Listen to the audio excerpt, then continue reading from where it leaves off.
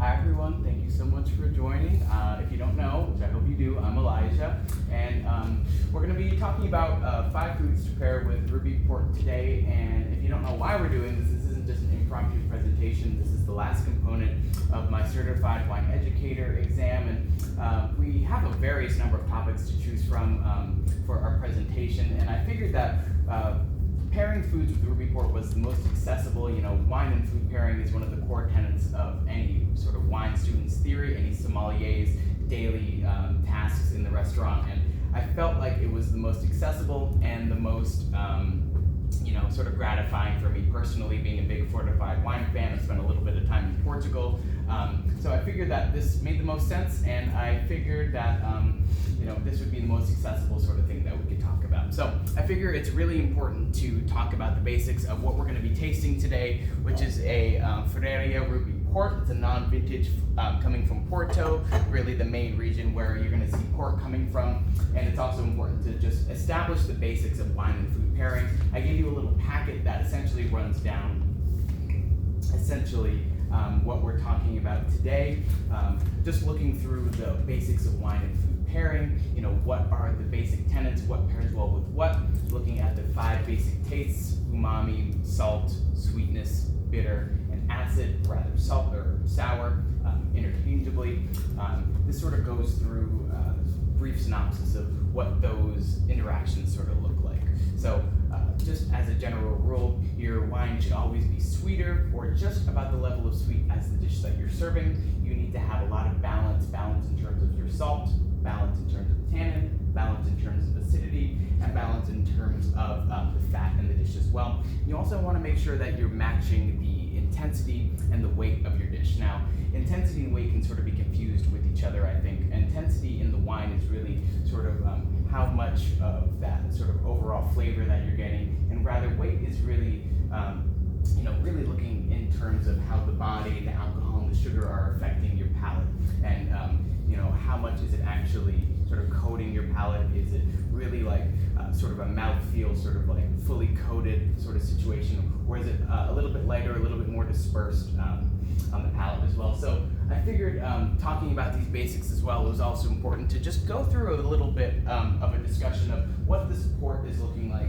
as well. What are we looking at? What are we tasting? What are the basics of this port? So I just turned on our little wine key lights so that you can really get a good look at what this port looks like. And the best way to look at a wine when you're looking at its color is to hold it at about a 45-degree angle, and it's nice to put it right over the light so you can see right through it. Now this port is sort of on that like medium to deep sort of category, and certainly like the name describes, definitely in that ruby category. So I'm just going to go ahead and put ruby / medium deep.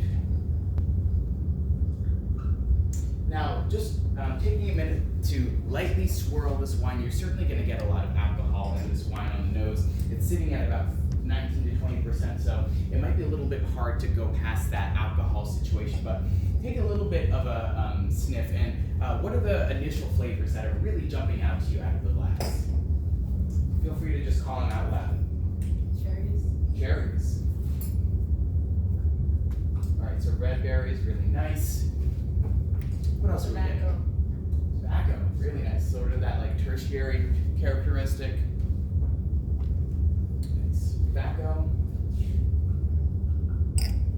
So we're in sort of that primary and that tertiary category. So this wine is showing a little bit of evidence of sort of that like evolution and that age. What else are we getting? Any more fresh fruits? I definitely get a lot of raspberry. A little bit cooked, honestly, not like a fresh raspberry, but it's a little bit cooked in that it's like a little bit more developed and a little bit more nuanced for sure.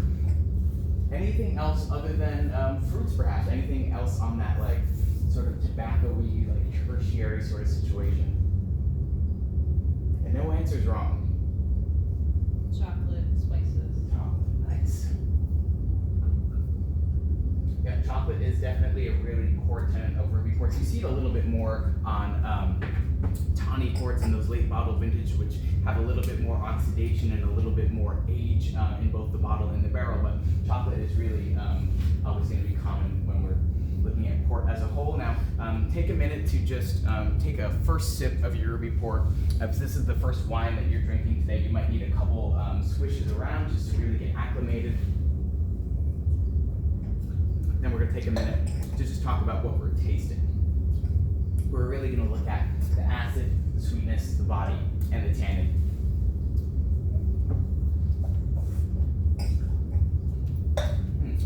So, just thinking about like a low, medium to high, what are we thinking about for the acidity of this wine? Is it making you salivate a whole lot? Is there a lot of saliva in your mouth, or is it just like quick and upward and no sort of like twinge at the back of your jaws, no sort of like salivation at all? What are we thinking for acid?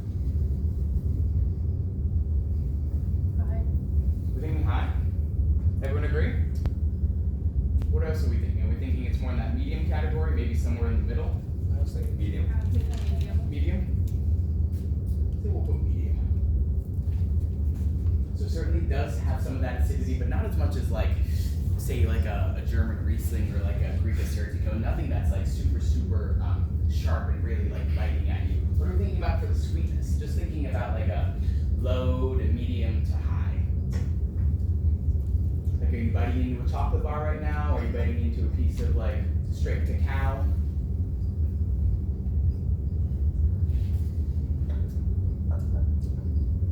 I personally think it's sort of right in the middle, sort of same as the acidity. It's not really super sweet, but it's certainly not totally dry. So I think we're right in the middle. And body, truthfully, I always have a really hard time with. I think there are a lot of factors that can go into how the body of a wine is perceptible. You know, the acid and the sugar and the sweetness and the body and the tannin all have a lot to do with how the body of a wine presents. But what are we thinking for body? Still thinking of those three categories, low to medium to high. Does this really coat your mouth, or is it just like a brief coating and then it goes away really quick?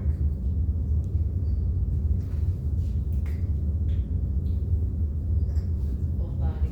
We're thinking full? I agree as well. I think we'll usually see wines that have higher alcohol and sugars always, or generally present as being sort of fuller body. They really end up coating your mouth.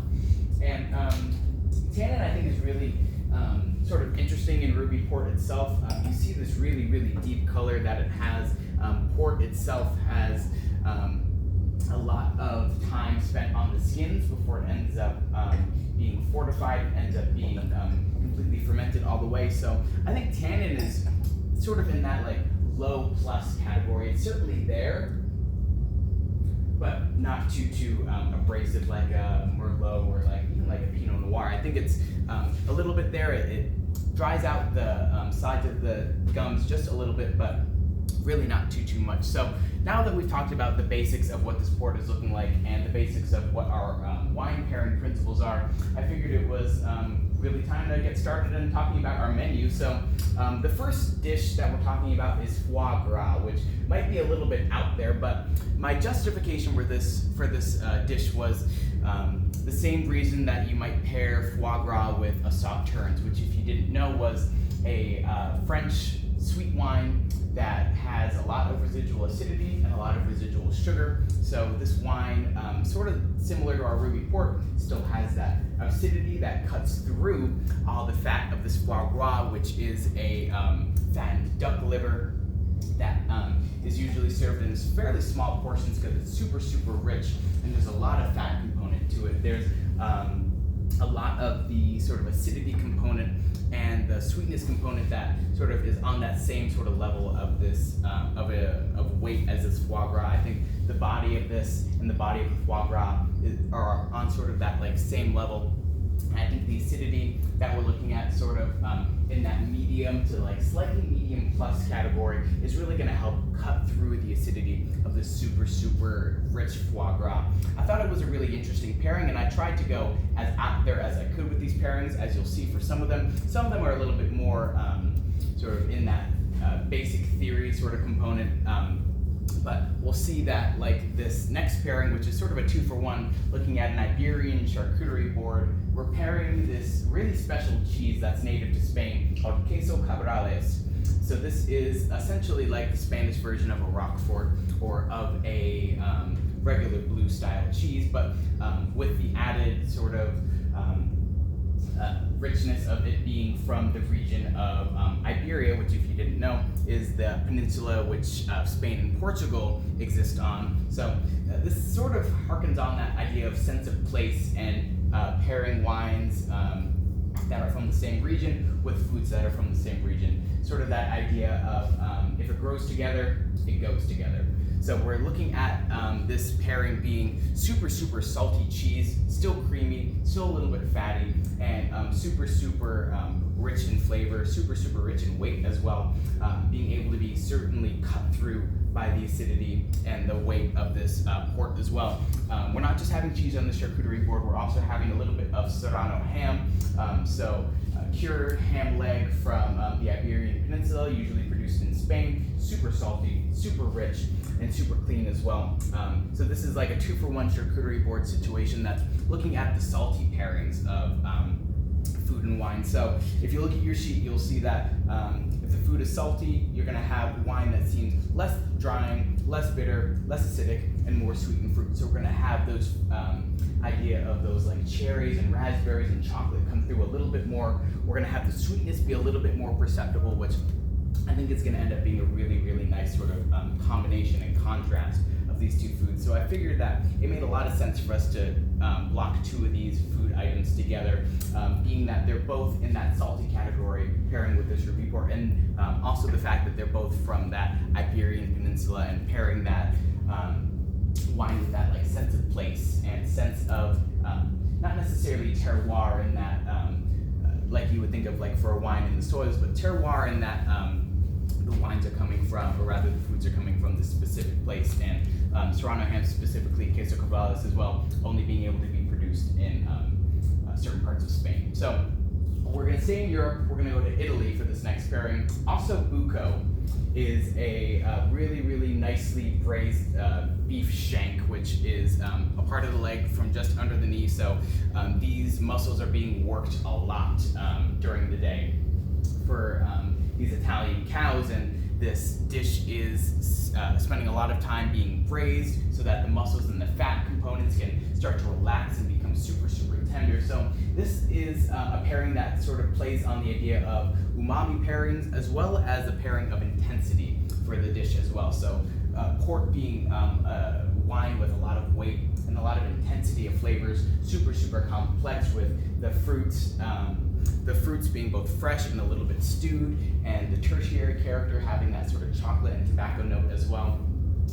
I think has a lot of, has a really, really, makes a lot of sense for a justification of pairing this osso buco. I think osso buco being a super, super rich, super deep in flavored dish makes a lot of sense for this pairing, but coming up with this idea wasn't necessarily easy. Coming up with a lot of these ideas for Ruby Port was a little bit of a challenge. I had always thought that pairing sweet wine with foods meant that you had to pair foods that were also sweet so that they could be on sort of that same level. But if we look at the idea of the wine being sweeter or just as sweet as the food, you can really pair just about anything so long as it makes sense in terms of flavor. I think the berry component and the sweetness of that like fruit component might be a little bit out there for pairing this with osso buco, but I think if you're looking at the weight of this dish and the weight of this wine, they're sort of on that same wavelength, and it has this justification, and it sort of makes sense if you're looking at the theory component of it. I think it'd be really interesting to try, for sure. However, that's not what we're going to be actually trying today. I did, for our last pairing, also do sort of like a 2-for-1 sort of scenario. So we're gonna be looking at the interactions of both acidity and sweetness for our last pairing, which is really what this Ruby Port is all about. So we're gonna take a look at our last pairing, which is a house-made berry and lemon tart, which, like I said, harkens back to that idea of both sweetness and acidity. So I'm going to go ahead and take a minute to pass these out so that you can actually try and see if this pairing works in real life with your Ruby port. If anyone needs a little bit extra, please feel free to let me know. Happy to pour you a little bit more. So this is lemon curd and raspberry tart, house-made tart shell. Nothing too complicated, but super simple flavors that really encompass both acidity and sweetness. So I think that this wine is just about on the same level of sweetness as this tart. I really dialed back on the sugar and the honey component of both the crust, the lemon curd, and the berry component as well, to make sure that we were able to really justify this pairing, making sure that nothing was really out of balance. But in theory, this tart should pair just nicely with this Ruby port. And I think also, looking at that cherry and that raspberry note specifically, that's why I decided to have that top component be berry mix. I think pairing not only the sort of sweetness component, but also the actual flavors that we're getting in this Ruby port, having that raspberry component pairing well with the actual raspberry component of this tart, I think made a lot of sense in sort of having that sort of synergy of this pairing as well. So please take a minute and have a little bite, have a little sip of port, and let's talk about if this pairing actually works.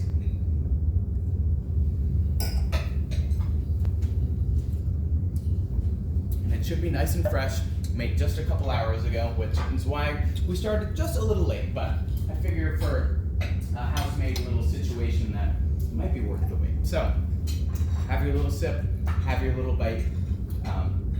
Really understand what that pairing is doing in your palate, and is it pleasant? Does it work? Is there too much sweetness in either the port or the tart that sort of throws it out of balance? Is there too much? Is there not enough acidity in the port that makes it make sense to pair with this food? Is the acidity out of balance? Is the sugar out of balance? What are we thinking?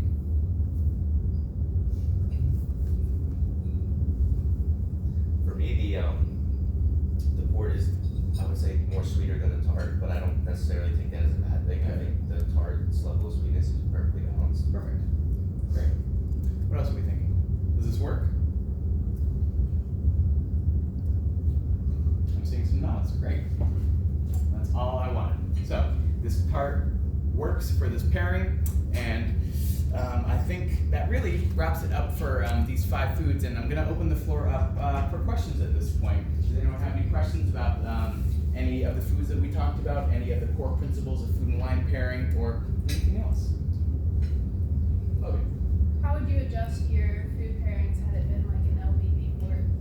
Ooh, so a late bottle vintage port is going to be more heavy on that sort of tertiary component. We're going to see a lot more of those rich notes of tobacco, chocolate, maybe some like forest floor sort of situation. That probably not any savory notes like mushrooms that you might get with like an aged Pinot Noir, but definitely more in that tertiary category.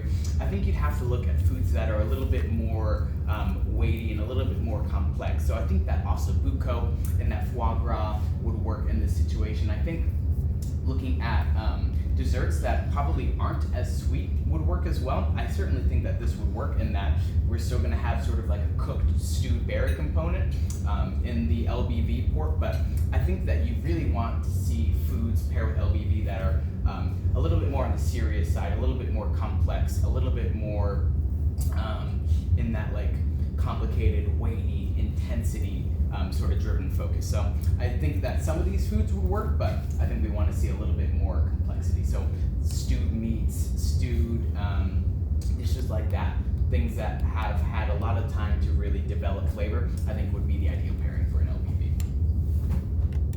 Perfect. Any other questions?